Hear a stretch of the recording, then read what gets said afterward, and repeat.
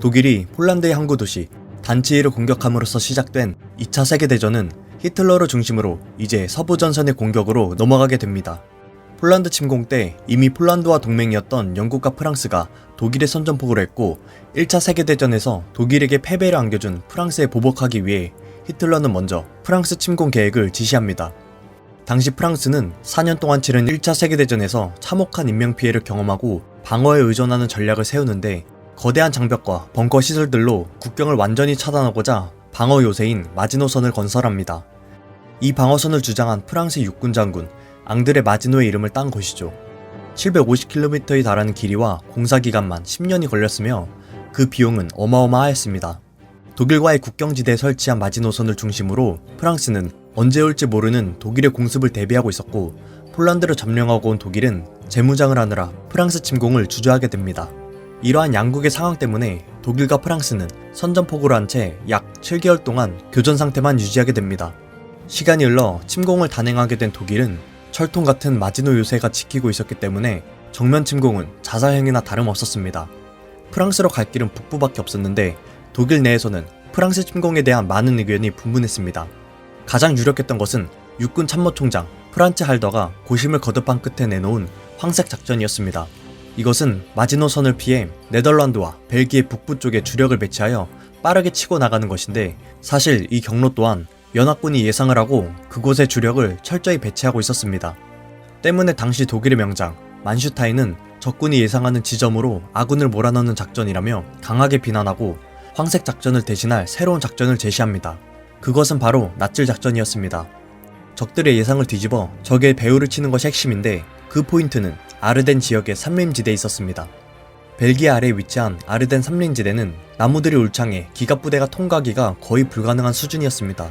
하지만 이곳을 잘만 공략해서 침투에 성공한다면 충분히 프랑스 점령에 승산이 있을 거라고 설명합니다. 낫질 작전에 대해 상세히 설명을 들은 히틀러는 굉장히 만족하며 프랑스 침공 계획을 낫질 작전으로 변경하게 됩니다.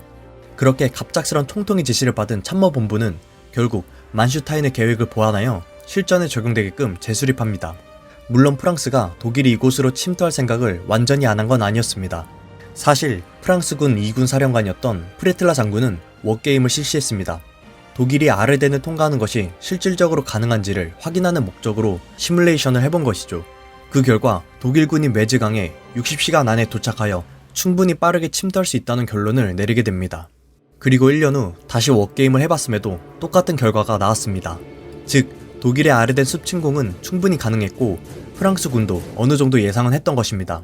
하지만 처음부터 아르덴을 통한 대규모 공격 가능성은 없을 것이라고 믿었던 당시 프랑스군 총사령관 가물랭은 독일군이 메즈강에 도달하더라도 프랑스군 예비대 투입으로 막을 수 있다고 판단합니다. 훗날 가물랭의 판단은 크게 빗나가 참혹한 결과를 맞이합니다. 1940년 5월 10일 작전이 시작되고 독일군이 진격하기 시작했습니다. 독일군에 편제되어 있던 136개의 사단을 세 집단으로 나누어 투입되었는데 우선 네덜란드와 벨기에를 통과해 프랑스군이 생각한 시나리오대로 움직이도록 착각을 유도합니다. 그리고 한 집단은 아르덴 숲의 대부분의 주력과 기갑사단을 대거 편성하고 침투시킵니다. 나머지 한 집단은 마지노선에서 프랑스군을 견제하기로 했습니다. 아르덴 숲은 쉽게 막을 수 있다고 생각한 프랑스와 반대로 독일군의 병력이 대거 밀고 들어왔고 그 속도도 굉장히 빨랐습니다. 끝까지 네덜란드와 벨기에 부근에 있는 집단이 주력이라고 착각한 프랑스는 3주 만에 배후가 차단되었고 그로부터 열흘 후 150만의 병력이 전멸하고 프랑스는 독일에 포위돼버립니다.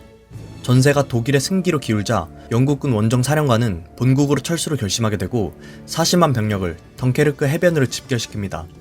이때 마침 독일군도 공격을 멈추고 현 전선을 유지하라는 히틀러의 명령이 떨어지는데 프랑스 침공 때의 피해로 기갑사단 손실과 병력들의 피로감이 극심한 상황에서 전쟁 장기화의 우려가 있었던 것입니다. 심지어 연합군의 무기도 독일에 뒤지지 않을 만큼 강력했기 때문에 반격의 우려가 있었습니다. 하지만 연합군은 오히려 철수 작전을 수행할 수 있는 시간을 벌게 되고 독일군이 주춤한 틈새를 이용해 해안에서 영국에 이르는 72km의 탈출 작전을 위해 해협을 건너갈 만한 모든 배를 총동원시킵니다. 군함은 물론 민간 선박을 포함한 총 861척의 선박이 동원되었고 탈출 도중 독일의 공격과 험난한 해협으로 243척이 침몰됐다고 합니다. 그리고 당시 독일의 2인자 헤르만 괴링은 오로지 공군만으로 연합군을 격파할 수 있다고 확신하여 연합군의 병력들이 배를 통해 철수하는 동안 독일과 영국과의 치열한 항공전이 벌어지게 됩니다. 독일의 전투기에 맞서 영국도 격렬히 방어했고, 그렇게 일주일 동안 30만 명을 영국 본토로 성공적으로 철수하였고, 이들이 안전하게 철수하기 위해 당시 프랑스군 3만 5천여 명은 뒤에서 끝까지 독일군과 싸우다 전사하거나 포로가 되었다고 합니다. 연합국과 추축국 사이에서 간을 보고 있던 이탈리아의 무솔리니는 프랑스가 항복하기 전에 재빨리 독일과 동맹을 맺으며 추축국으로 들어가게 됩니다.